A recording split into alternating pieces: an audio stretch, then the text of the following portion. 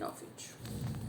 E versículo 7, né? Ordenou-lhe depois: agora coloque de novo a mão no peito. E Moisés tornou a pôr a mão no peito, e quando a tirou, ela estava novamente como o restante da sua pele. Prosseguiu o Senhor: se eles não acreditarem em você, nem derem atenção ao primeiro sinal milagroso, acreditarão no segundo. E se ainda assim não acreditarem nesses 2 sinais, nem lhe derem ouvidos, tire um pouco de água do Nilo e derrame-a em terra seca. Quando você derramar essa água em terra seca, ela se transformará em sangue. Disse, porém, Moisés ao Senhor: ó Senhor, nunca tive facilidade para falar, nem no passado, nem agora que falaste a teu servo. Não consigo falar bem. E disse-lhe o Senhor: quem deu boca ao homem? Quem o fez surdo ou mudo? Quem lhe concede vista ou o torna cego? Não sou eu o Senhor? Agora, pois, vá, e eu estarei com você, ensinando-lhe o que lhe dizer. E respondeu-lhe, porém, Moisés: ah, Senhor, peço-te que envies outra pessoa. Então o Senhor se irou com Moisés e lhe disse: você não tem o seu irmão Arão, o levita? Eu sei que ele fala bem, ele já está vindo ao seu encontro e se alegrará ao vê-lo. Você falará com ele e dirá o que ele deve dizer. Eu estarei com vocês quando falarem e direi a vocês o que fazer. Assim como Deus fala ao profeta, você falará a seu irmão, e ele será o seu porta-voz diante do povo. E leve na mão esta vara, com ela você fará os sinais milagrosos. Vamos parar aqui só para a gente já dar uma contextualizada e a gente vai continuar aí dentro do capítulo 4, tá?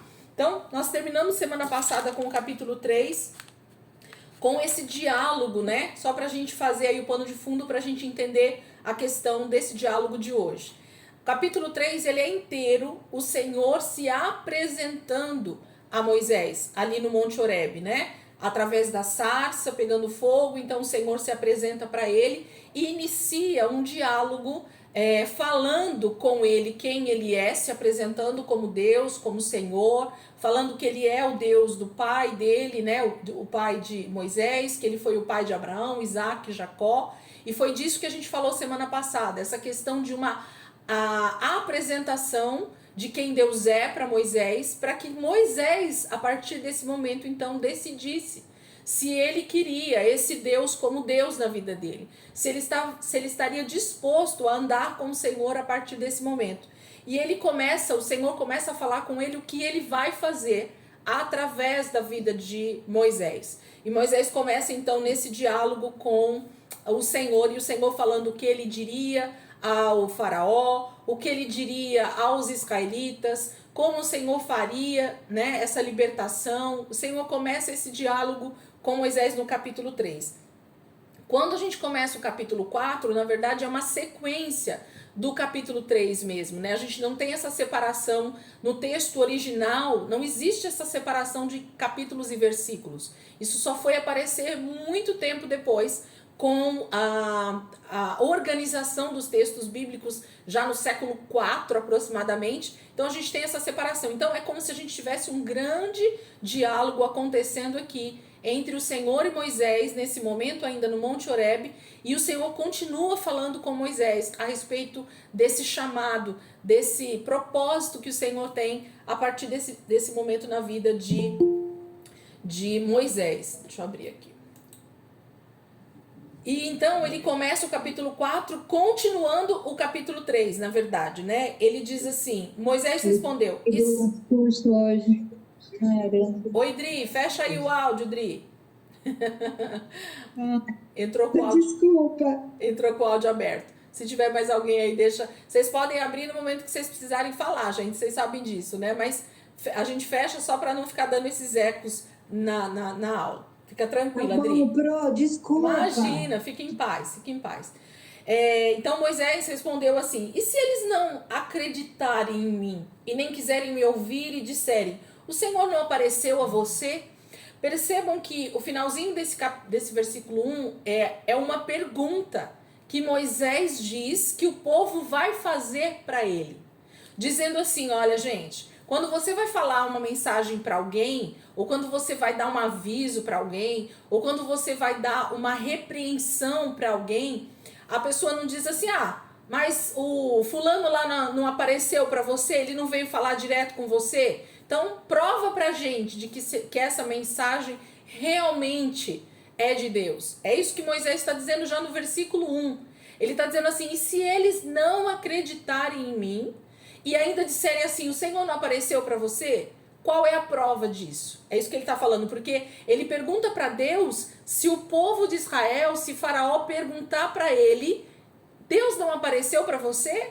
E aí, o que você nos diz então? Se Deus apareceu para você, você tem que ter alguma coisa de que prove isso, que nos remeta a essa mensagem que você está trazendo. Não é só falar que Deus apareceu para você e pronto, e acabou. Então, Moisés, ele tem esse diálogo com Deus o tempo todo aqui, falando sempre com pensamentos muito à frente. Nem aconteceu ainda e Moisés já fica conjecturando ideias, perguntas, situações que tanto Faraó quanto o povo de Israel vai fazer para ele. Ele já quer chegar com todas as respostas prontas. Lembra no capítulo 3 que ele fala, e quando eles me perguntarem quem é o Senhor, qual é o teu nome? Como eu vou apresentar o Senhor para o povo? Como é o teu nome? Né? O tempo todo Moisés quer saber o nome de Deus, quer apresentar Deus com um nome. Então, nesse grande diálogo que Deus está fazendo aqui com Moisés, a partir desse momento, Moisés já começa a pôr para Deus todas as questões e dúvidas que ele acha que o povo vai ter e que Faraó vai ter. Então, a primeira pergunta que ele faz para Deus aqui é, e se eles não aceitarem, né, não acreditarem no que eu estou falando, que o Senhor apareceu para mim, e eles vão dizer assim, o Senhor não apareceu para você? Prova para nós que ele apareceu. E por isso, então o Senhor põe esses sinais a partir dessa pergunta de Moisés. A partir do versículo 2, Deus põe para ele sinais, prodígios que Moisés poderia fazer ali diante do povo, e que a partir desses sinais, eles então acreditariam que Moisés esteve com Deus, que Deus havia aparecido para Moisés. Então ele começa no versículo 2 perguntando para Moisés, o Senhor, né? Então o Senhor lhe perguntou, que é isso em sua mão? O que você tem na sua mão, Moisés? E aí Moisés diz, uma vara, né? Ele tem uma vara de pastor de ovelhas, né? Uma vara, respondeu ele. E disse o Senhor, jogue-a ao chão. Então, joga ela no chão, obedece aqui o que eu estou falando, joga ela no chão. Moisés jogou e ela se transformou numa serpente. Então, aquele cajado que era para cuidar das ovelhas, quando o Senhor dá uma ordem para Moisés para jogar ela no chão, ela se torna uma serpente. E aí Moisés foge dela. O medo de ser mordido por essa serpente, Moisés foge. E o Senhor diz assim, Moisés fugiu dela e o Senhor no versículo 4, mas o Senhor lhe disse, estenda a mão e pegue-a pela cauda. Então, existe uma forma correta, né, para Moisés nesse momento, tomar novamente aquela serpente, não pela cabeça, não pelo meio, mas pela cauda. E a partir do momento que ele obedece, então a palavra do Senhor, aquilo que o Senhor manda, ele toma aquela serpente pela cauda e ela volta a se fazer como uma vara na sua mão. Primeiro sinal.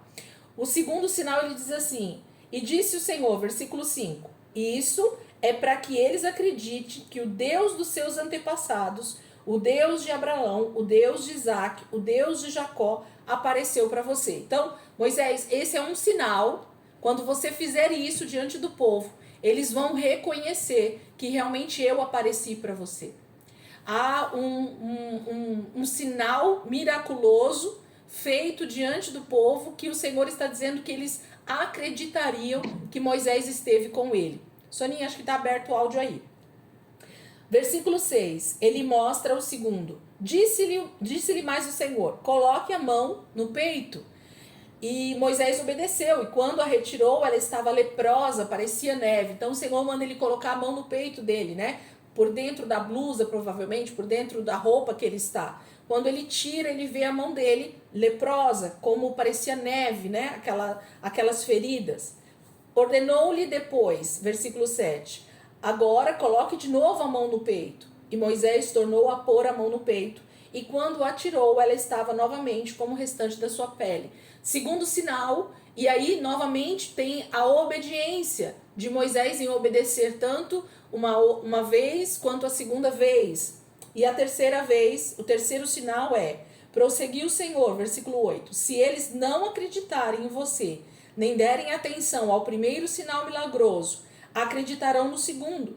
E se ainda assim não acreditarem nesses dois sinais, nem lhe derem ouvidos, tire um pouco da água do Nilo e derrame-a em terra seca. Quando você derramar essa água em terra seca, ela se transformará em sangue. Então, o terceiro sinal, ele é como se fosse se eles não acreditarem de maneira nenhuma, haverá um último sinal, e esse sinal é impossível que eles não creiam, porque nenhum outro Deus poderia fazer um sinal como esse, transformar água em sangue, né? A água do Nilo se transformando em sangue no meio da terra seca. Então, jogado ali um pouco de água no chão, aquela água se torna automaticamente em sangue. Então, o sinal, o prodígio é tão forte que é impossível que alguém não acreditasse. Então, aqui nós temos 3 sinais específicos que Deus dá para Moisés, para que se o povo duvidasse da mensagem de libertação, da mensagem de saída do Egito, de que Deus havia aparecido para ele no Monte Horebe, de que o Senhor faria grandes coisas para libertá-los das mãos de Faraó. Então Moisés apresentaria esses sinais da parte de Deus para que tanto os israelitas quanto o Faraó acreditasse que Deus havia falado com ele, que Deus havia aparecido com ele. Grava esses 3 sinais aí, anota eles, e nós vamos entender um pouco mais para frente onde eles aparecem e por que Deus está dando esses sinais para Moisés. Vai ter um maior entendimento para nós a respeito desses sinais. Eu gosto de deixar essas anotações porque o próprio texto ele vai nos trazendo de volta à memória aquilo que Deus está fazendo e está falando. Então a gente vai ver esses sinais que o Senhor está falando com Moisés aqui e para que e como eles vão servir e como Deus então vai se apresentando ao seu povo. Versículo 10. Novamente, gente, a gente tem Moisés com uma identidade tão distorcida que ele não consegue, eu não consigo conceber na minha mente, eu não sei se você aí também, você ter uma aparição, uma teofania, um diálogo com o próprio Deus diante de você, Deus falando com você, Deus direcionando a sua vida, Deus dando a direção para você e para o seu povo, Deus dando caminhos, sinais diante de você. E mesmo assim a gente percebe um Moisés totalmente aquém da sua identidade. Então é isso que a gente vai ver praticamente durante todo o início do livro aqui de Êxodo. Um Moisés sem identidade definida. Moisés não consegue se compreender como alguém que tem capacidade para fazer algo.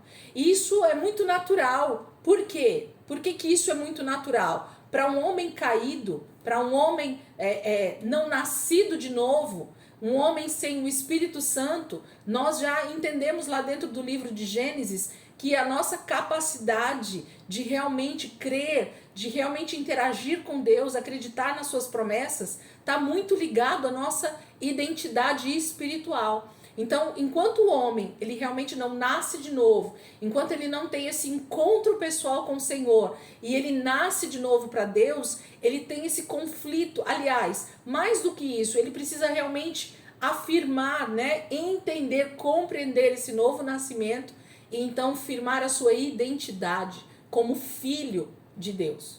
Então, enquanto eu não entendo isso, tudo fica meio bagunçado na minha cabeça. Eu não consigo acreditar que Deus tem algo para fazer na minha vida. Eu não consigo acreditar que Deus tem um propósito para mim. Eu não consigo acreditar que Deus tem um ministério na minha vida. Eu não consigo acreditar que as bênçãos que as promessas existentes na palavra, elas realmente são para mim.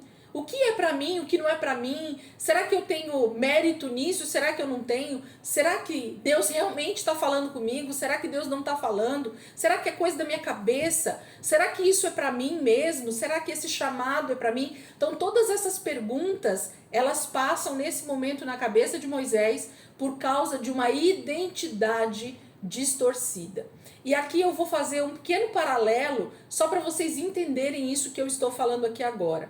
Quando nós temos Jesus lá no deserto, depois dos 40 dias de jejum, e que Satanás aparece para ele, confrontando ele a respeito de várias situações, as frases que a gente percebe ali de Jesus com o próprio diabo, com Satanás, quando ele começa a fazer aquele diálogo com Jesus, é de uma identidade muito bem resolvida.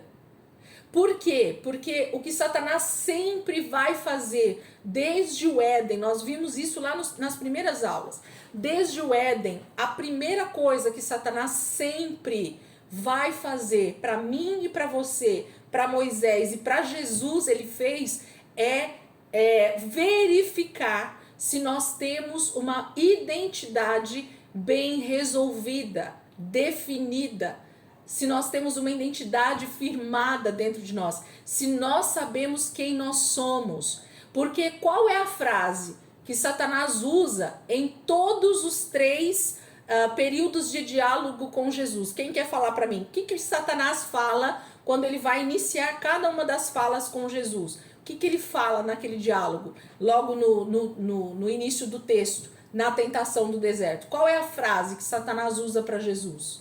Alguém sabe? A palavra de Deus. Não só isso. Como é que ele começa a frase, Dri? Como é que ele começa o diálogo com Jesus? Como é que o versículo começa? Quando ele vai falar com Jesus.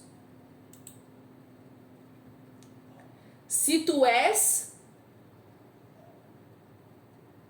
o Filho de Deus. Ok? Então vocês podem ir lá depois nos evangelhos e tirar a limpo essa passagem que vocês vão ver. Quando Satanás começa a falar com Jesus, no momento da tentação no deserto, ele diz as 3 vezes, as 3 vezes ele diz, se tu és o Filho de Deus, pede para essas pedras se tornarem pão, para que você coma, você não está com fome? Então, se você é filho de Deus, então pede para as pedras, teu pai, ele vai te dar, vai transformar isso agora, porque ele tem poder, ele é todo poderoso, não é o teu pai? Você não está falando que ele é o teu pai? E aí depois ele diz, se tu és o Filho de Deus, então ele vai falando com Jesus a respeito primeiro de identidade. E aqui o que Moisés está mostrando para Deus é que ele não sabe quem ele é. Ele não tem uma identidade resolvida. Ele não tem uma identidade, na verdade, entendida. Moisés não sabe quem ele é. Gente, pensa comigo aqui, Nós temos um Moisés nascido no meio de uma situação onde os meninos estavam sendo mortos pelo faraó, ok?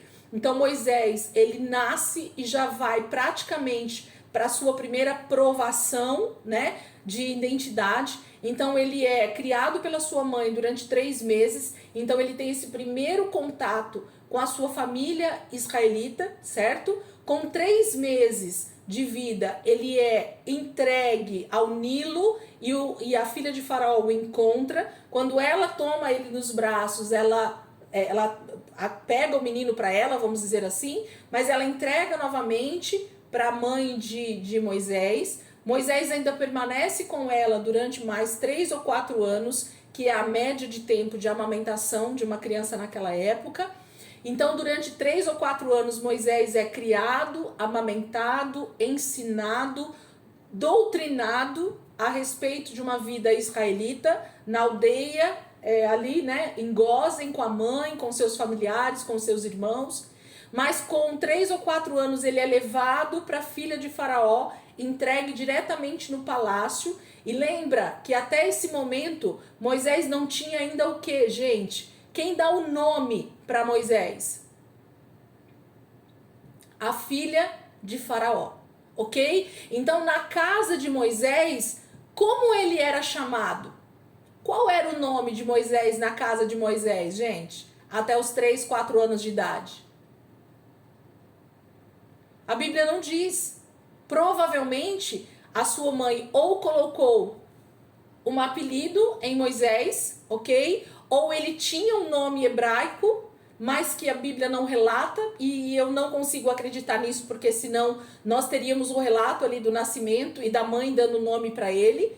Mas não, Moisés só vai receber uma identidade, um nome para ser chamado, quando ele volta para o palácio e é recebido pela filha de Faraó, e então ela dá o nome para ele, porque eu tirei das águas, o nome dele é Moisés. Então quem dá o nome, a identidade de Moisés, quem dá é a filha de Faraó. Não são seus pais, não são a sua comunidade, não é as pessoas que até esse momento estavam com ele, não, é a filha de Faraó. E ele começa a crescer então no palácio, sendo chamado pelo nome de Moisés, ok? Aquele que foi tirado das águas. Então essa é a identidade que Moisés tem durante toda a sua infância, e é criado então naquele outro tipo de ambiente, que não era o ambiente do seu pai e da sua mãe, e ele agora começa a ter uma identidade formada de um príncipe do Egito, e ele cresce nisso, e ele se torna um jovem adulto, e quando ele já está mais adulto, é que a gente viu a passagem lá, que ele vai ver os seus irmãos ali e começa a se sentir incomodado com o sofrimento dos israelitas, e ele foge. Então agora de príncipe do Egito, agora ele se torna um ninguém, um Zé Ninguém na terra de Midian. Ele se torna um pastor de ovelhas na terra de Midian. Novamente a sua identidade agora já não serve para muita coisa. Lá em Midian, ele ser príncipe do Egito, adianta alguma coisa, gente, para Moisés? Nada, ok? Ele é só mais um no meio da multidão. E ele é chamado de Moisés, mas lá em Midian, o nome Moisés, a sua identidade não serve muita coisa. Sabe a história da carteirada, gente?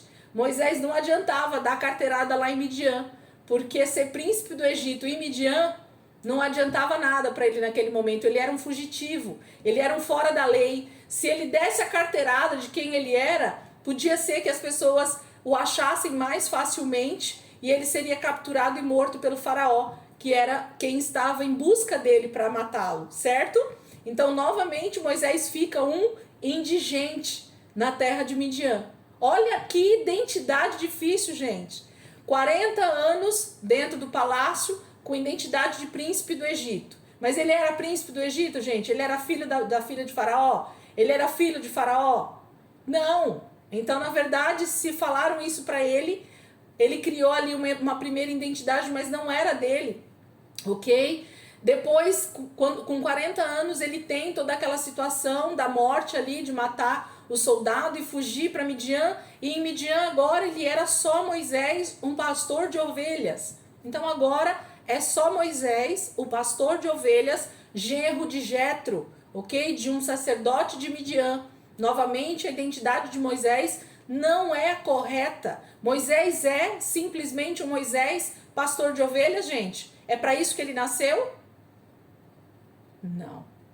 Qual é a identidade de Moisés que Deus deu para ele?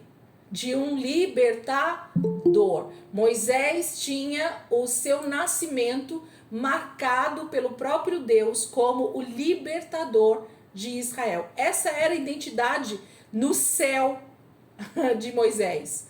A identidade que Deus havia dado para ele, dentro dele, era de libertador. Mas ele até os 80 anos de idade, ele não sabia quem ele era.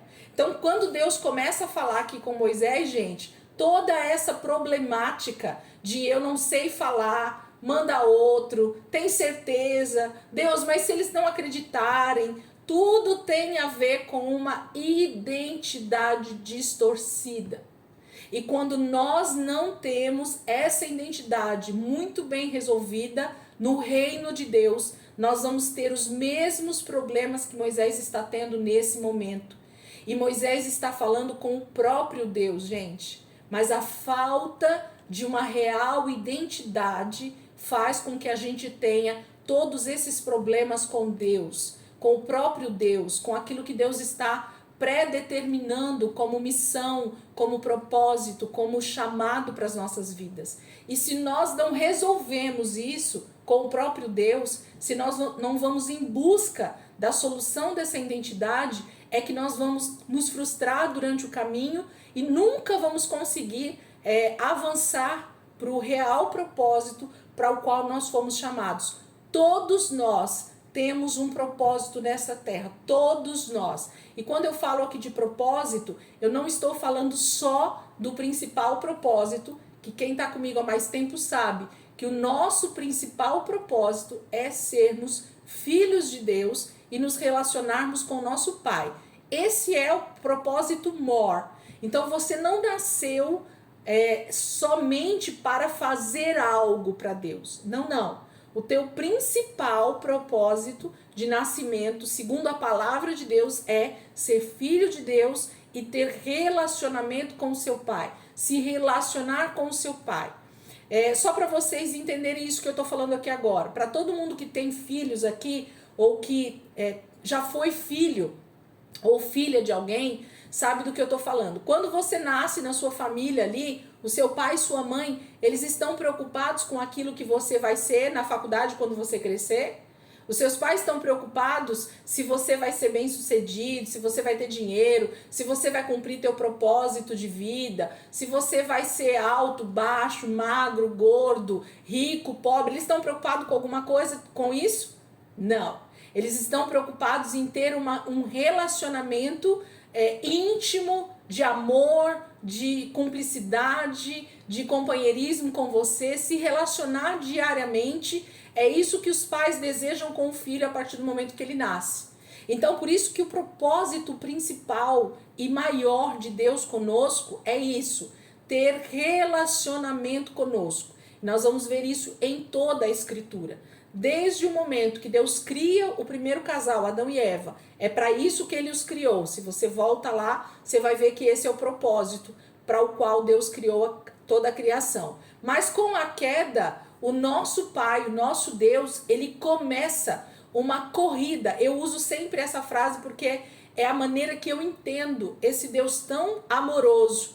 Ele começa a partir da queda uma corrida frenética de comunhão novamente conosco.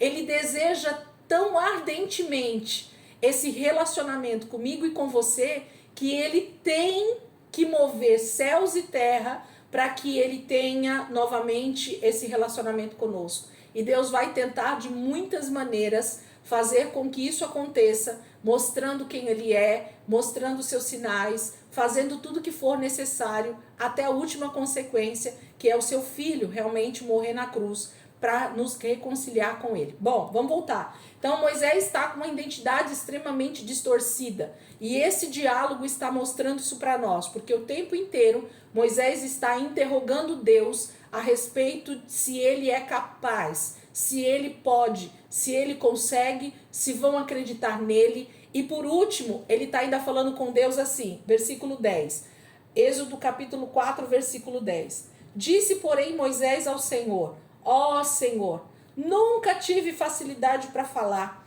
nem no passado, nem agora que falaste a teu servo. Não consigo falar bem. 11. Disse-lhe o Senhor: quem deu boca ao homem? Quem o fez surdo ou mudo? Quem lhe concede vista ou torna cego? Não sou eu o Senhor? Então, Moisés está dizendo assim: Deus, eu nunca fui bom para falar, nem quando eu estava no Egito, nem quando eu fui sair do Egito fugido, eu tive problema na hora de falar, nem quando eu cheguei em Midian, eu não tive talvez facilidade para me comunicar. Até hoje tenho dificuldades, e aí tem várias pessoas, linhas teológicas, ou até pessoas que falam que Moisés fala isso, gente, porque ele era gago, tá? E isso não, na minha opinião, não procede, não tem fundamento na tradução aqui do original, tá bom? Em algumas bíblias fala que ele tem a língua pesada, e quando ele fala de língua pesada, eu tenho a impressão, pelo próprio texto no original, que Moisés está falando a respeito da dureza da forma dele falar. Sabe aquela pessoa que não tem muito jeito na fala? Ela fala o que ela pensa, ela fala do jeito que ela acha. Sabe esse tipo de pessoa que não consegue se comunicar com facilidade e que acaba pondo tudo a perder? Vocês já tiveram perto de uma pessoa dessa? Que você fala assim, nossa querido, você podia ter falado isso que você falou, mas você devia ter falado de um jeitinho melhor. Sabe aquela coisa da pessoa que não tem muito jeito para falar as verdades ou o que quer falar, né, Dri? Adriana que fala, eu falo mesmo. Então, assim, é disso que Moisés está falando, gente. Provavelmente, o temperamento de Moisés, a forma dele falar com as pessoas, não era uma forma muito adequada. E por que eu tô falando isso? Pro, Oi. você tá com a câmera desligada. Não, Dri.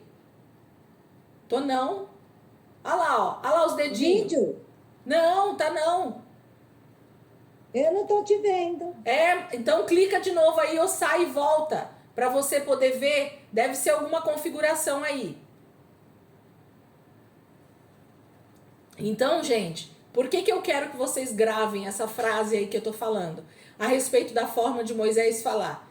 Porque depois desse encontro com o Senhor, da movimentação do Espírito Santo na vida de Moisés, Moisés vai ser tido pela teologia, pelos estudiosos, pela própria Bíblia, como o homem mais manso e humilde que já existiu no Velho Testamento. Ele vai ser o cara de referência para falar com alguém. Ele vai ser o homem que vai conseguir falar desde o faraó até o escravo mais inculto que existia no meio de Israel.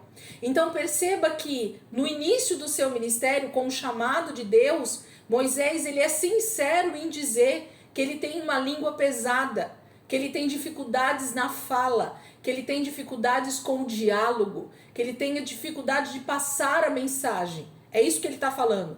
Deus, eu não tenho muita facilidade com esse negócio de falar com as pessoas. Quando eu vi, eu já falei. E aí, Dri, voltou? Deu certo? Deu? Então, assim, Deus, eu não tenho muita facilidade com isso. E por causa disso, Deus, chama outro. Né? No início do ministério, é isso que Moisés está falando. Se você tem esse tipo de pensamento no seu coração, na sua mente, na verdade, dizendo, Deus, eu não sei falar. Deus, eu não sei falar da palavra. Deus, eu não sei como evangelizar uma pessoa. Deus, eu não sei como pregar a palavra. Deus, eu não sei como ensinar a Bíblia. Eu quero te dizer que essa dificuldade, ela é natural em qualquer um de nós, quando nós não somos ensináveis pelo Espírito Santo.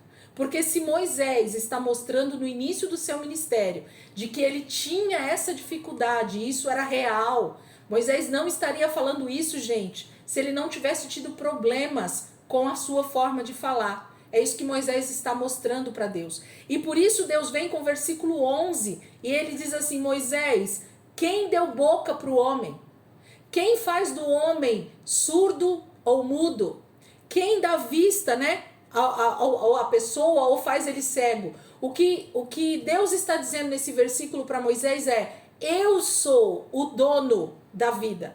Eu sou aquele que forma você no ventre da sua mãe. Eu sou aquele que faço a sua boca para que você fale. Eu é que dou os olhos para que você veja, os ouvidos para você ouvir. Então todos os nossos sentidos, todos os nossos órgãos de sentidos, Deus nos deu para que ele tivesse adestrado. Olha a palavra que eu vou usar aqui, gente, entendam isso. Os nossos membros, os nossos órgãos de sensibilidade ou de sentidos, né, os 5 sentidos do homem, eles têm que ser adestrados pelo Espírito Santo. Porque pode ir lá nos evangelhos também, você vai ver Jesus falando várias vezes, em várias situações, parábolas e ensinos dele a respeito dos olhos que são ruins. Se os teus olhos forem maus, todo o teu corpo vai ser mau.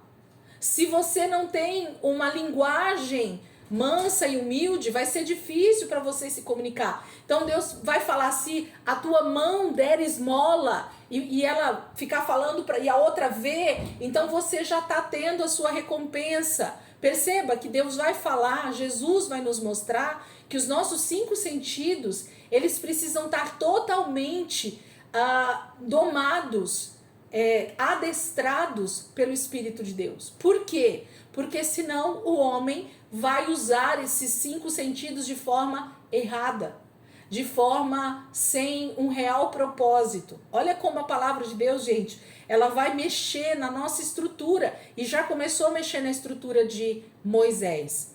E aí o Senhor diz, então sou eu quem fiz tudo isso. Então Moisés, não importa o quanto você tem dificuldade, mas Moisés vai falar no versículo 13, talvez o versículo mais difícil para Deus diante de Moisés nesse diálogo, gente.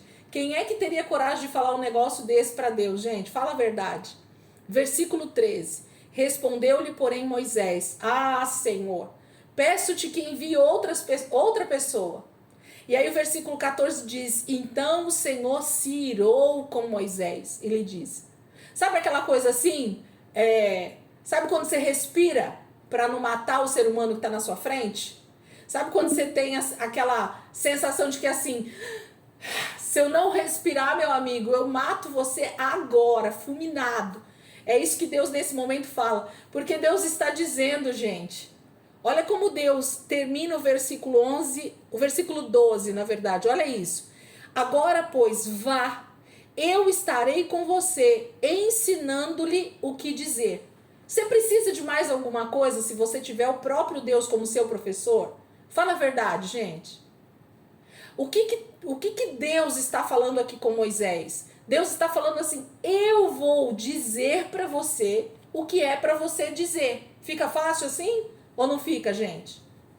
Se você tem alguém te ensinando o que fazer, então você não precisa se preocupar com o que você vai fazer. Então, a dúvida de Moisés, o medo de Moisés, ele é totalmente infundado. E quando Moisés, então, fala no versículo 13, desprezando, nesse momento, ele não desprezou, ele só tinha medo mesmo. Mas ele estava desprezando o chamado de Deus para a vida dele. Deus diz assim, peraí, Moisés, peraí. Eu já vou te dar a solução para o teu problema, Moisés.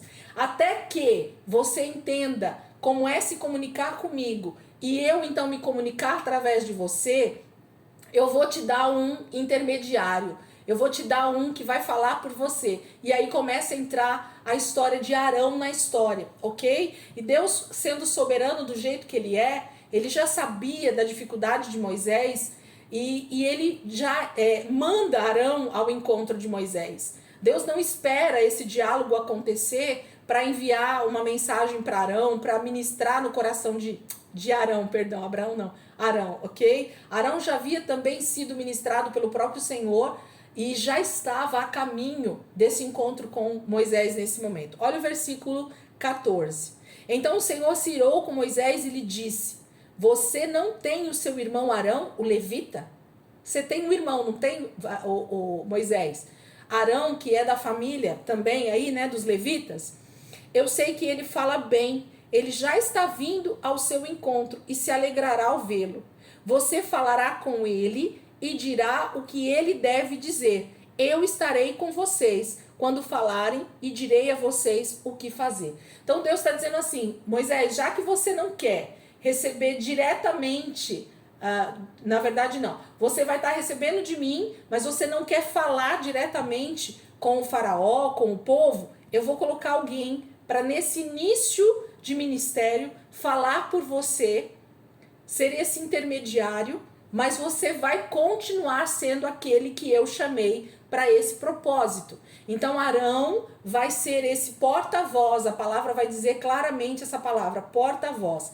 Mas olha, para mim esse versículo é chave aqui, e eu queria que você grifasse, que você circulasse, que você anotasse, que você fizesse uma anotação muito bem anotada aí sobre esse versículo. Olha como Deus fala com Moisés nesse momento de quem ele seria e de quem Arão seria durante todo esse ministério que Deus estava chamando esses dois irmãos. Olha só o versículo 15. Novamente a gente já vai fazer o restante.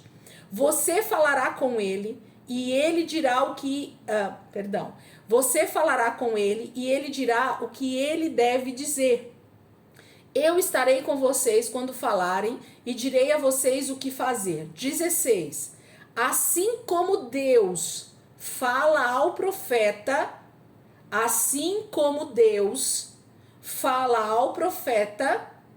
você falará a seu irmão. Então Deus está dando uma receita de como Deus fala com o profeta e como então Moisés seria esse Deus com Arão. Então a mensagem seria de Deus para Moisés, ok? E Moisés então, como ele precisa de Arão, Moisés se tornaria Deus falando com o profeta para Arão. Estão vendo o texto? Tá aí na Bíblia de vocês do mesmo jeito? Tem alguma versão muito diferente ou que dá uma interpretação até mais clara para nós? Versículo 16. Assim como Deus fala ao profeta, assim como eu, Moisés, estou falando com você, você vai se tornar esse Deus na vida de Arão. Você vai falar com Arão como se fosse eu mesmo falando com você, ok? Assim como Deus fala ao profeta, você falará a seu irmão e ele será o seu porta-voz diante do povo. Gente, Moisés é a tipologia de quem? Abre aí alguém o áudio, por favor, e responde isso. Cristo. Moisés é uma tipologia de Cristo. E se você for para os evangelhos, em diversos versículos, Jesus vai dizer exatamente assim: eu não digo de mim mesmo, mas eu só falo aquilo que quem fala? O Pai. Obrigada, Dailton. Somente o que o Pai fala é o que eu estou falando aqui com vocês. Por quê? Porque a maneira de Deus se mover na terra já está estipulada. Se Moisés é a tipologia de Cristo, ok? Então ele é o porta-voz direto de Deus, entre Deus e os homens, ok? Moisés iria escutar do próprio Deus a mensagem, a palavra, a direção, o que eles deveriam fazer, como Deus iria agir, ok? E deveria ser Moisés a transmitir a palavra. Mas Moisés não está querendo nesse primeiro momento, ok? Então Deus diz assim, ok, já que você não quer ser esse porta-voz que eu estou chamando para ser, então você vai aprender a se comunicar com o seu irmão exatamente como eu me comunico com você. Deu para entender o versículo? Tamanho era a responsabilidade de Moisés e tamanho era a autoridade que Deus estava dando para ele. Jesus disse, depois da sua ressurreição, Deus me deu toda a autoridade nos céus e na terra, ok? Moisés está recebendo no início do seu ministério essa unção profética de Cristo, de ser uma autoridade de Deus na terra. Tamanha era a responsabilidade do ministério de Moisés como libertador. Ele é a tipologia real de Cristo, ok? Para mim, um dos maiores tipos de Cristo, de tipologia de Cristo, em todo o Velho Testamento, é Moisés, gente. Se vocês querem ver uma figura tão parecida com Cristo, no sentido de tipologia, de como Deus mostra para nós como seria Cristo na terra, é Moisés. Se nós lermos o Pentateuco e olharmos como Moisés se moveu, como ele falava, o que ele fazia, a autoridade que ele teve na terra, nós estamos vendo o próprio Cristo se movendo. Deus estava mostrando através de Moisés quem era o seu filho quando ele estivesse aqui encarnado, ok? Moisés está mostrando tudo isso para nós, mas a princípio ele não compreende a sua identidade de filho de Deus, e ele então não absorve isso no princípio, e Arão se torna esse intermediário, mas Deus está sendo claro. Moisés, eu não vou falar com o seu irmão. Ouça isso. Eu não vou falar com o seu irmão, Deus falando. Você vai falar com ele como se fosse eu mesmo. E por isso, lá em cima no versículo 12, anota isso. Ele diz, agora pois vá, eu estarei com você, ensinando-lhe o que dizer. Jesus, eu gosto muito do livro do Evangelho de João, porque quando você lê João, capítulo 14, 15, 16, gente, é tão tremendo Jesus falando sobre ele, sobre o Pai e sobre o Espírito Santo, sobre a Trindade, que a gente vê nitidamente essas pessoas da Trindade agindo. Quem ensina, gente, a nossa vida hoje? Quem Jesus disse que ia nos ensinar todas as coisas? Alguém lembra da passagem? Espírito Santo. O Espírito Santo. Obrigada, Adri. O Espírito Santo nos ensinaria todas as coisas, ok? E quando Jesus diz isso, ele diz assim, eu preciso voltar para o Pai, porque se eu não for, o Consolador não será enviado. Aquele que vem da parte do Pai. Da parte de quem, gente, que veio o Consolador? Da parte do Pai. E o que então o Consolador faria? Jesus diz, nos ensinaria todas as coisas. É algumas coisas que o Espírito Santo nos ensina?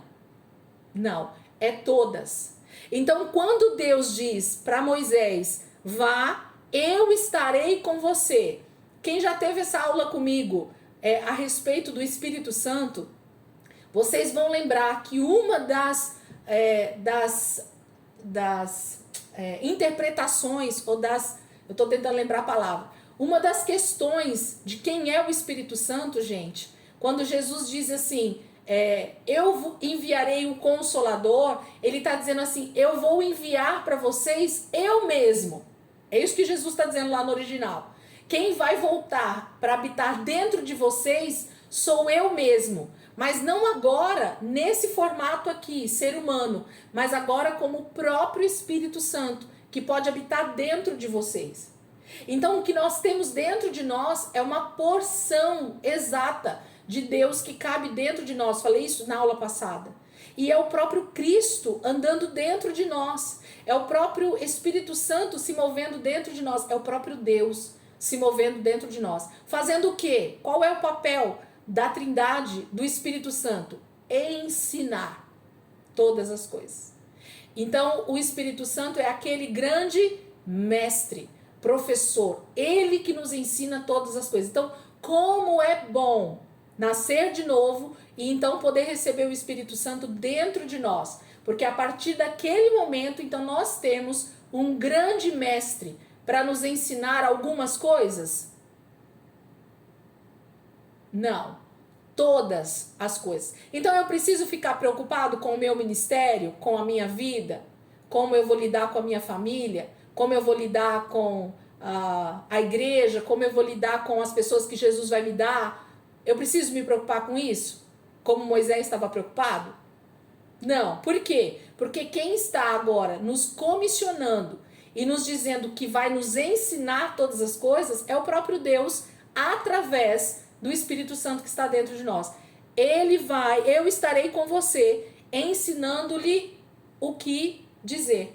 O que fazer, como agir, tudo é o Espírito Santo na nossa vida. Se nós somos direcionados pelo Espírito Santo, se realmente nós entregamos a nossa vida para Ele, se Ele se torna o nosso Senhor, então automaticamente eu tenho que ter esse ouvido apurado para ouvir esses ensinos do Espírito Santo, essa direção. Nós vamos perceber em todo o ministério de Moisés uma direção muito clara do que fazer e do que não fazer. Sim ou não, como diz os pregadores. Em todo o ministério de Moisés a gente vai perceber essa voz. Ele tem sempre uma direção muito assertiva, muito correta do que fazer e do que não fazer. A hora de andar e a hora de não andar. Nós vamos ver isso em todo o ministério de Moisés. Por quê? Porque o Senhor disse que estaria com ele, ensinando para ele todas as coisas. Mas vai ter o intermediário Arão aí no meio do caminho, mas o Senhor está dizendo que é Moisés quem vai tratar com Arão. Deus não vai falar diretamente com Arão, Deus vai falar diretamente com Moisés, e Moisés é que vai falar com a mesma autoridade de Deus com Arão. Gente, para mim esse versículo ele é fantástico aqui. Galera, Roberta, a Fabiana que está aqui pela primeira vez, eu vou fechar, porque o Google Meet tem essas questões. E já vou mandar outro link lá no grupo, rapidinho vocês já entram pra gente continuar a aula, tá bom? Vou fechar aqui rapidinho, voltem lá.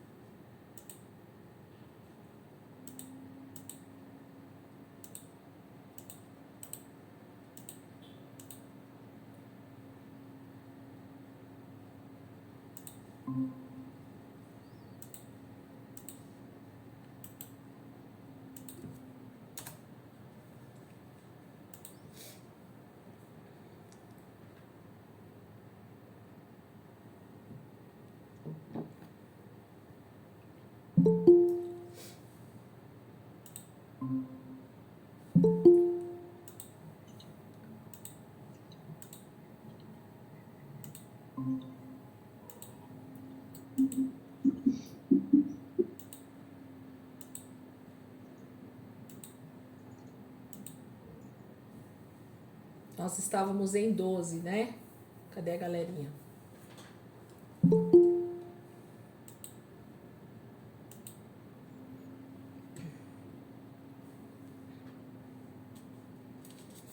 Vamos lá, gente, continuar aqui. Então, versículo 16, nós lemos, né, que era essa questão. Assim como Deus fala ao profeta, você falará a seu irmão, e ele será o seu porta-voz diante do povo. E leve na mão esta vara, com ela você fará os sinais milagrosos. Então, a vara ia ter que permanecer sempre junto de Moisés e de Arão depois, para que eles, através desse instrumento, né, dessa vara, eles pudessem estar mostrando os sinais que Deus faria através da vida deles, ok? Versículo 18, eu vou ler o restante do capítulo 4, para a gente ter um entendimento do que Deus está falando a partir de agora. Versículo 18. Aqui nós temos Moisés com 80 anos, tá, gente? Se vocês quiserem anotar aí do lado, Moisés está exatamente com 80 anos. Fazem 40 anos que ele estava sendo um pastor de ovelhas na cidade de Midian, com o sogro dele, Jetro. Versículo 18. Depois Moisés voltou a Jetro, seu sogro, e lhe disse: preciso voltar ao Egito para ver se os meus parentes ainda vivem. E Jetro lhe respondeu: vá em paz. Ora, o Senhor tinha dito a Moisés em Midian: volte ao Egito, pois já morreram todos os que procuravam matá-lo. Então Moisés levou sua mulher e seus filhos montados num jumento e partiu de volta ao Egito. Levava na mão a vara de Deus. E disse mais o Senhor a Moisés: quando você voltar ao Egito, tenha o cuidado de fazer diante do faraó todas as maravilhas que concedi a você o poder de realizar. Mas eu vou endurecer o coração dele para não deixar o povo ir. Depois, diga ao faraó que assim diz o Senhor: Israel é o meu primeiro filho, e eu já disse a você que deixe o meu filho ir para prestar-me culto, mas você não quis deixá-lo ir, por isso matarei o seu primeiro filho. Numa hospedaria ao longo do caminho, o Senhor foi ao encontro de Moisés e procurou matá-lo, mas Zípora pegou uma pedra afiada, cortou o prepúcio de seu filho e tocou os pés de Moisés e disse: você é para mim um marido de sangue. Ela disse marido de sangue, referindo-se à circuncisão. Nessa ocasião, o Senhor o deixou. Então o Senhor disse a Arão: vá ao deserto e encontrar-se com Moisés. E ele foi e encontrou-se com Moisés no monte de Deus e o saudou com um beijo. Moisés contou a Arão tudo o que o Senhor lhe tinha mandado dizer e prosseguiu falando de todos os sinais milagrosos que o Senhor lhe havia ordenado realizar. Assim, Moisés e Arão foram e reuniram todas as autoridades dos israelitas.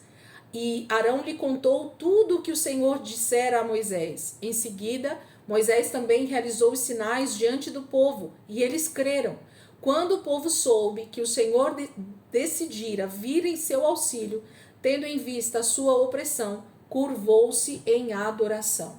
Então aqui nós finalizamos o capítulo 4.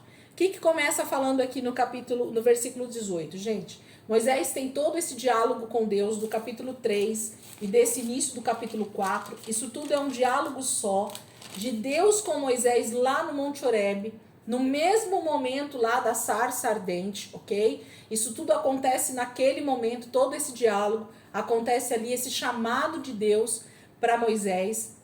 E Moisés então desce, volta, né, para Midian, porque ele está lá do outro lado do deserto, no Monte Sinai. E ele volta para Jetro e diz: Jetro, eu preciso ir lá no Egito para saber se o meu povo ainda está vivo, se eles vivem.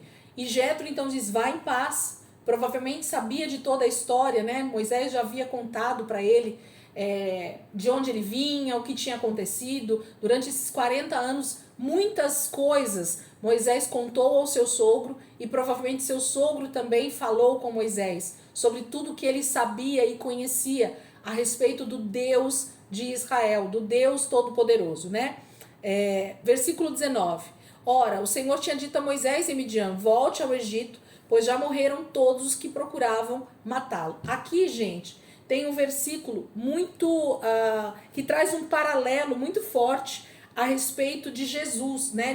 Dessa tipologia de Moisés com Jesus. Porque quando Jesus está no Egito, já uma criança um pouquinho mais crescida, e quando então Herodes, o grande, né, que tinha mandado matar todas as crianças de 2 anos para baixo, ele morre, o Senhor também envia uma mensagem através de um anjo para José e para Maria, dizendo que eles já podiam voltar para Jerusalém, para Israel, porque as pessoas que tentavam matar Jesus já tinham morrido. Então Jesus poderia voltar e estar em segurança novamente na sua terra. Então esse texto ele se cumpre e ele fala aqui também com Moisés da mesma maneira.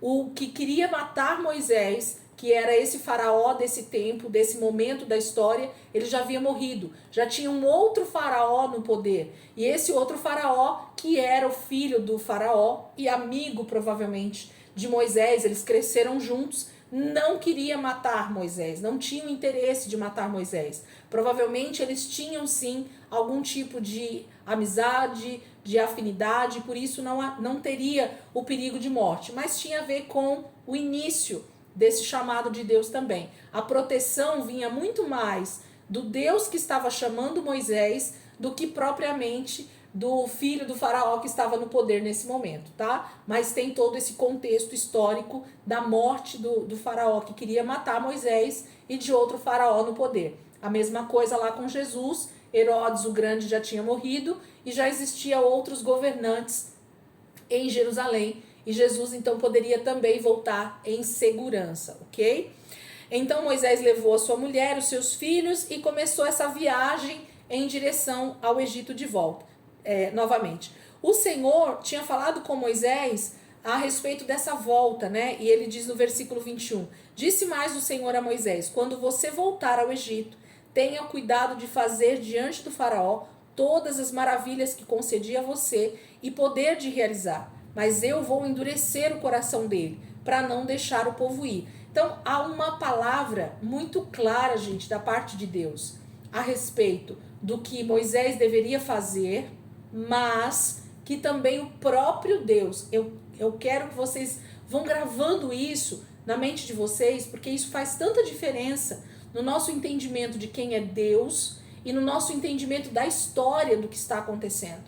Porque quando a gente pensa, quando a gente não entende que é Deus quem está controlando Todas as coisas, gente, é todas. Não é algumas coisas que Deus controla, é todas. Então, quando o próprio Deus diz que ele vai endurecer o coração do faraó, é porque existe um propósito, inclusive, nessa dureza de coração do faraó. Não é por acaso que Deus vai endurecer o coração de faraó.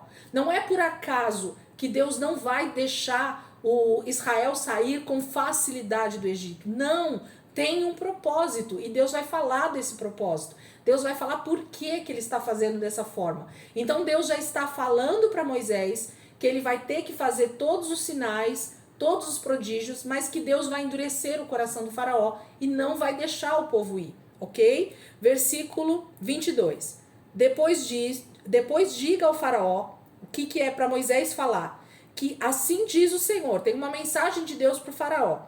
Israel é o meu primeiro filho. Gente, Deus está falando para Moisés, quiser grifar, quiser anotar, é muito importante aqui também isso. Deus está dizendo para Moisés o seguinte: Israel, quem é Israel, gente? O povo todo da linhagem de Jacó que está ali no Egito.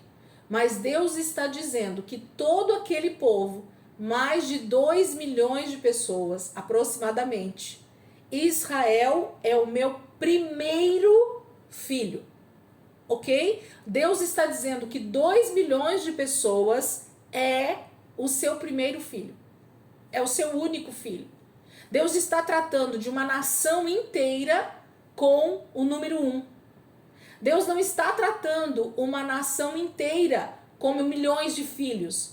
Deus está dizendo que é para ele falar, para Moisés falar para o faraó, Israel, todo esse povo faraó que está aí, os descendentes de Jacó, que vieram para cá, que eram 70 e agora são 2 milhões, todos eles são o meu primeiro filho. São considerados por Deus como um. Israel é o meu primeiro filho. E eu já disse a você que deixe o meu filho, no singular, o meu filho, ok? Deus está falando, não é os meus filhos. A sua Bíblia tem S aí nesse versículo? Ou tá tudo no singular como na minha? Versículo 22, olha aí, gente, confere aí. Versículo 22 e 23. Dá uma olhada se na sua Bíblia tá tudo no singular ou se tem alguma coisa com S. Tá tudo no singular? Tem S na sua, Yandra? Como que tá? Que Bíblia que você tá aí? Qual que é a versão? Tem S ou não tem S? Não, a minha não tem S. Não. Ah, então tá bom. A minha não tem S. Ai, que susto. Então tá tudo no singular, né? Então, versículo 23. E eu já disse a você que deixe o meu filho ir para prestar-me culto. Aqui existe um mistério de Deus, mas que está muito bem revelado, tá? Porque nós que temos o livro completo, nós já temos a revelação. Talvez Moisés levando essa palavra nesse momento, ou talvez os israelitas lendo essa passagem na Torá, depois de algum tempo, eles não teriam talvez o mesmo entendimento que nós temos hoje revelado pelo próprio Espírito Santo. Mas o que Deus estava dizendo aqui é o mesmo sentimento que ele teve com Abraão, levando Isaac ao Monte Moriá, gente. Por quê? Abraão, se vocês estavam lá na aula e lembram, ou quem não teve, assiste lá depois. Abraão é uma tipologia do próprio Deus e Isaac é uma tipologia do próprio Cristo. E no momento em que Abraão está subindo o Monte Moriá com Isaac e coloca Isaac como sacrifício, ali Deus estava crucificando Jesus. A morte do filho de Abraão é a representação do próprio Cristo sendo crucificado, ok? Por isso, a total obediência de Abraão naquele chamado e mandado de Deus, por isso a total obediência de Isaac. Isaac não era uma criança naquele momento, gente. Eu não sei se eu falei isso na aula, mas Isaac tinha aproximadamente 20 anos, ou até um pouquinho mais, no momento daquele sacrifício com seu pai. Ok? Então Isaac poderia muito bem ter relutado em deitar naquelas pedras para ser sacrificado, mas não. Assim como Cristo foi obediente e cumpriu o seu propósito, ali Abraão e Isaac, eles tinham tamanha revelação de Deus na vida deles, principalmente Abraão, que ele vai sacrificar o seu filho. Porque o próprio texto diz em Hebreus, não lá em Abraão, né, não em Gênesis, mas em Hebreus o texto diz o seguinte, que como Abraão sabia que Deus poderia ressuscitar Isaac, no momento em que ele matasse Isaac, Deus poderia devolver Isaac para Abraão, Isaac ia sacrificar, Abraão iria sacrificar Isaac. Perdoa que a cabeça dá uns bug com tanto nome, tá? Então, por que Abraão obedeceu com tanta fidelidade a Deus? Porque ele sabia o Deus o qual ele estava servindo. Ele conhecia esse Deus todo-poderoso. Ele era amigo de Deus. E ele sabia que se Deus estava pedindo Isaac naquele momento como sacrifício, ele era poderoso para ressuscitar Isaac em seguida. Porque Abraão sabia da promessa. Deus havia dado uma promessa de que do filho que nascesse de Sara e dele, ele teria uma grande descendência. Gente, quem conhece a promessa não tem dúvida quando Deus pede algo depois. Então, como Abraão sabia da promessa da posteridade, da sua descendência a partir de Isaac, ele sabia que mesmo que Isaac morresse, sacrificado ali naquele momento, Deus ressuscitaria Isaac, porque era de Isaac que a descendência de Abraão viria. Entendem? O entendimento da revelação da promessa é tão profundo quando você conhece a Deus, quando você sabe quem está falando com você e que você não esquece da primeira promessa.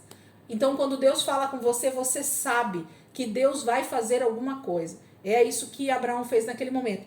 Mas, nesse momento aqui, Deus está falando de novo a respeito do sacrifício de Cristo, a respeito do seu filho unigênito, que morreria em favor de toda a humanidade. E ele está dizendo assim, é para falar para o faraó o seguinte, Moisés, versículo 22 novamente, Israel é o meu primeiro filho.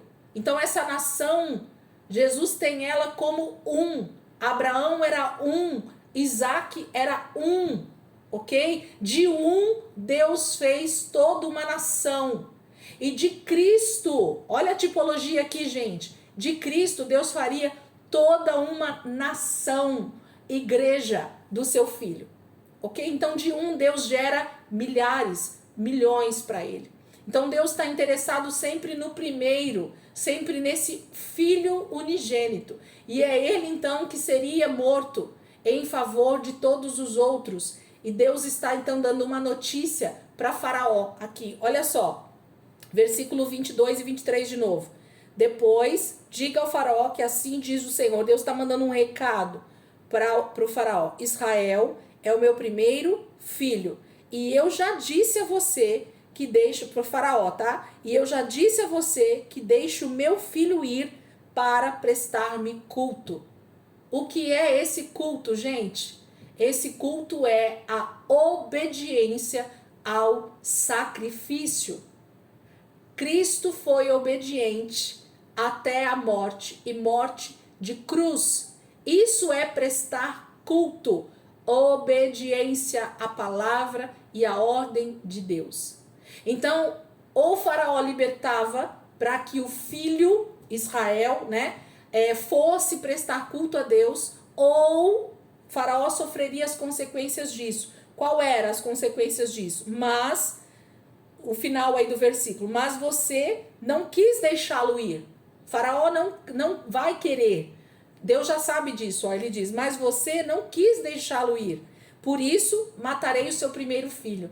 Então, o primeiro juízo de Deus para o nosso maior adversário é matar o seu primeiro filho. Porque Satanás já matou o primeiro filho, que foi Adão.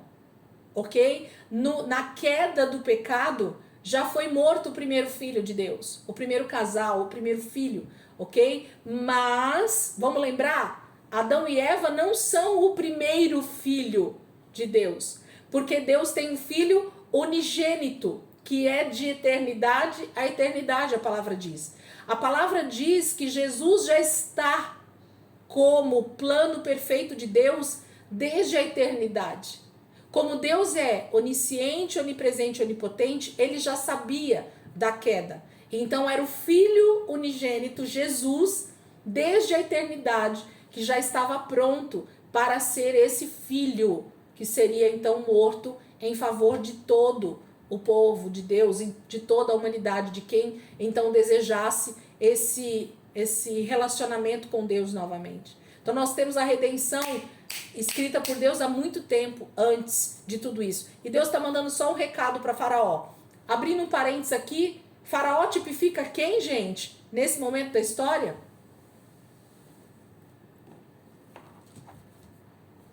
Diabo.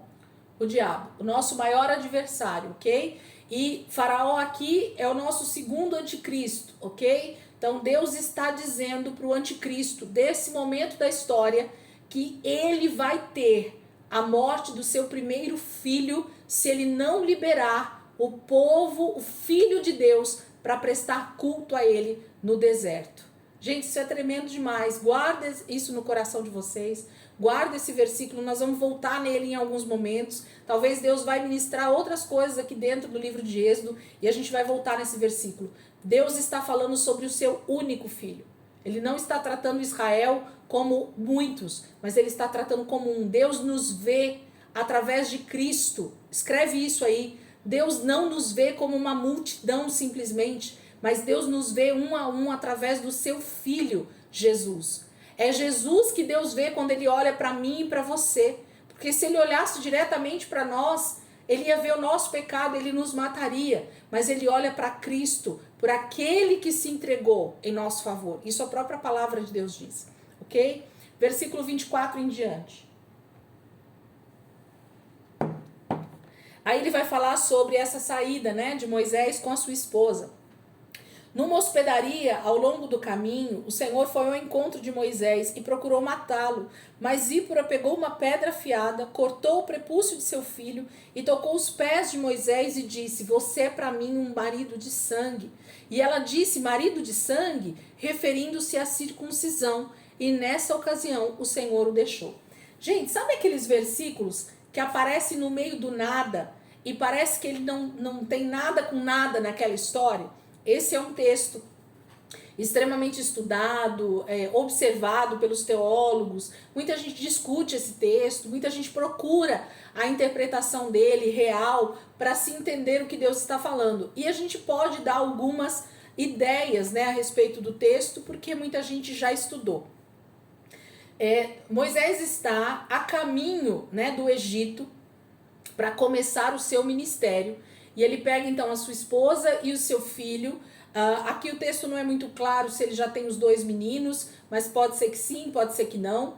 Mas a gente sabe que no contexto de Israel já havia a prática da circuncisão a partir de Abraão, tá? Então, a partir de Abraão, Deus já institui a circuncisão como um sinal, como uma palavra de Deus, né, como um sinal vindo da parte de Deus de que você tem uma aliança com o Senhor. Então, você nunca ouviu falar sobre isso, volta lá em Gênesis, a gente tem uma aula só falando sobre essa questão da circuncisão lá. Tá bem fácil de entender. Mas aqui a gente então tem esse Moisés que está sendo chamado pelo Senhor e que talvez durante esses 40 anos, e eu tô falando talvez aqui, porque como o texto não é claro, eu não consigo dar clareza de quem é que falou ou quem é que não falou para Moisés sobre isso, ok? Mas se Deus estava requerendo isso de Moisés nesse momento através desse texto, muito provavelmente Moisés já havia sido avisado por alguém sobre a circuncisão, gente. Seja pela sua família lá no Egito ainda, talvez alguém tinha comentado sobre isso e ele ouviu falar e deveria ter guardado essa ordem no seu coração, seja através de Jetro, como ele era um sacerdote Midian e ele conhecia o Deus Todo-Poderoso, pode ser que Jetro tenha ensinado Moisés a respeito desse costume, desse sinal, dessa aliança que Deus havia feito com Abraão a respeito da circuncisão na vida de todo homem, de todo menino que nascesse. Jetro só tinha 7 filhas, então Jetro nunca tinha feito a circuncisão em nenhum dos seus filhos, porque elas eram meninas, todas elas. As 7 filhas de Jetro, do sogro de Moisés, eram mulheres. Então Jetro provavelmente nunca fez a circuncisão de nenhuma das suas filhas, porque eram mulheres, ok? Então Moisés talvez não tenha tido esse exemplo dentro de casa, na sua família ali, pós-casamento. Mas Moisés tinha filhos homens, ele teve 2 meninos, ok? E provavelmente o menino mais velho já era nascido aqui, ou talvez até os 2. E o que Moisés havia esquecido de fazer era justamente cumprir um princípio da aliança de Deus, que era circuncidar os seus filhos no 8º dia. Deus já havia deixado essa palavra a partir de Abraão. E o povo judeu, o povo de Israel, eles tinham um costume, até que a Torá fosse totalmente escrita, que é muito mais lá na frente, não é nesse momento, eles não tinham a Torá escrita ainda, esses pergaminhos, eles não tinham nada escrito, tudo isso era passado de forma oral. Então era passando de pai para filho. Então essa palavra, esse ensino a respeito da aliança através da circuncisão tenha chegado para Jetro e Jetro tenha falado para Moisés. Mas por Moisés ter vivido 40 anos no Egito dentro do palácio e não ter tido essa prática na sua vida, a palavra não diz que Moisés foi circuncidado ou não, ok? Mas provavelmente sim, porque senão Deus teria requerido dele também aqui a circuncisão, ok? Mas a palavra diz que ele não circuncidou o seu filho. E por causa disso, Deus iria matá-lo, literalmente. Como assim, Elisângela? Você falou agora, capítulo 3, capítulo 4, Deus falando com Moisés, chamando ele para essa grande comissão, falando com ele a respeito da libertação. Ele é um tipo de Cristo. Deus está falando diretamente com Moisés ali no Monte Sinai. Como assim Deus ia matar? Deus ia matar Moisés. Por quê? Porque lembra da questão da santidade de Deus? Deus não pode fazer algo através de nós quando nós não estamos debaixo de santificação. A presença de Deus próximas de nós, sem a santificação, ela chega a ser perigosa e letal, ok? Por causa da questão da santidade de Deus.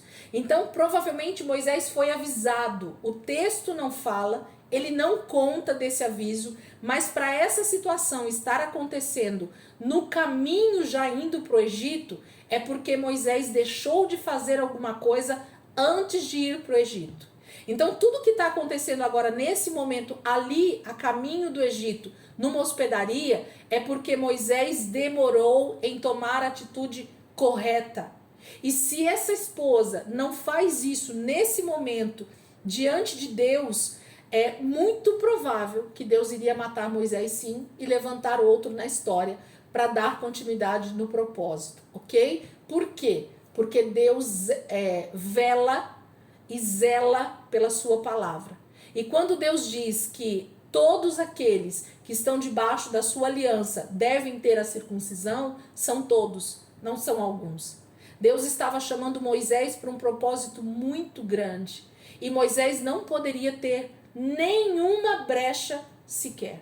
Muito menos a falta da circuncisão na vida dele e na vida dos seus filhos. Então, para que ele fosse uma autoridade diante do povo, você vê que Deus nem deixa ele chegar lá no Egito para falar com o povo. Isso é no meio do caminho mesmo. Por quê? Porque se Moisés não resolvesse esse assunto aqui agora, Deus nem permitiria que ele chegasse para falar diante do povo. Por quê? Porque para que eu e você tenhamos autoridade, não estou falando de, sei lá, ter chamado ou não ter chamado, ser filho ou não ser filho, não, estou falando de autoridade espiritual. A autoridade espiritual só se adquire, só se tem debaixo de total santidade e de submissão à obediência à palavra. Então, a autoridade diante de Deus só se consegue, só se tem quando você tem obediência à palavra. E Moisés não tinha tido a obediência suficiente até esse momento, porque ele tinha esquecido desse grande detalhe. Pequeno não, grande detalhe. do seu filho não era circuncidado. Então ele tinha que cumprir toda a lei, tudo que Deus tinha pedido para ser feito, debaixo da aliança com Abraão, para que ele pudesse chegar no Egito e ter a autoridade necessária para falar com o faraó, para falar com o povo, para ser o líder de Israel, para ser essa tipologia real de Cristo. Não podia haver nenhum tipo de situação pendente na vida de Moisés. E aqui Zípora acaba com essa pendência. E por isso o versículo termina dizendo: nessa ocasião o Senhor o deixou. Por quê? Deus ia matar Moisés. Alguns teólogos dizem isso nitidamente. Ou ele cumpria com o propósito, com a obediência, ou provavelmente ele seria morto por causa da desobediência aqui a respeito da circuncisão, ok? Versículo 27. Então o Senhor disse a Arão. Então, os versículos eles se movimentam aqui, tá, gente, nesse texto. Vá ao deserto encontrar-se com Moisés. E ele foi e encontrou-se com Moisés no monte de Deus e o saudou com um beijo. E Moisés contou para Arão tudo que o Senhor lhe tinha mandado dizer e prosseguiu falando de todos os sinais milagrosos que o Senhor lhe havia ordenado realizar. Assim Moisés e Arão foram e reuniram todas as autoridades dos israelitas, e Arão lhe contou tudo o que o Senhor dissera a Moisés. Em seguida, Moisés também realizou os sinais diante do povo, e eles creram. E quando o povo soube que o Senhor decidira vir em seu auxílio, tendo visto a sua opressão, curvou-se em adoração. Gente, o versículo final aqui desse texto, do capítulo 4, ele fecha isso. Porque a hora que o povo recebe a palavra de Moisés e de Arão, falando que Deus tinha vindo, lembra do eu vim, lá no capítulo 3, eu desci, Deus veio, né? Quem não estava na aula, depois assiste que vocês vão ver. Deus decidiu descer, isso fala de Cristo encarnado, né? Então, quando o povo, o versículo diz assim, ó, quando o povo soube que o Senhor decidira vir, quando eles entenderam quem era Jesus, quando as pessoas viram que o próprio Deus tinha encarnado para livrá-los da mão do seu opressor, da mão do diabo, né? Eles se curvaram em adoração. Então, cada pessoa, agora eu tô falando lá de Cristo, tá? Cada pessoa que foi compreendendo quem era Jesus, quem era Cristo, que ele era esse libertador, que ele era esse salvador, eles foram se curvando em adoração, eles foram reconhecendo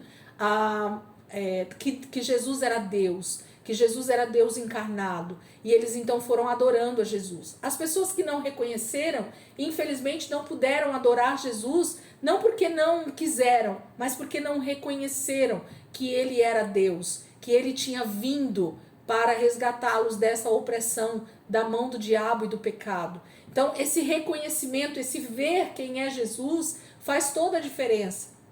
Enquanto nós não tínhamos reconhecido Jesus como Senhor e Salvador da nossa vida, nós também não tínhamos esse curvou-se em adoração. A gente não tinha esse coração de adorador, a gente não tinha essa gratidão por esse Deus que nos salvou. Mas quando a gente reconhece, e ali o povo, quando Moisés conta para o povo o que Deus estava fazendo, como Deus tinha aparecido para ele, como Deus tinha falado com ele a respeito dessa tão grande libertação que ia acontecer deles ali, então quando o povo soube que o Senhor decidira vir em seu auxílio, tendo em vista a sua opressão, eles não aguentavam mais.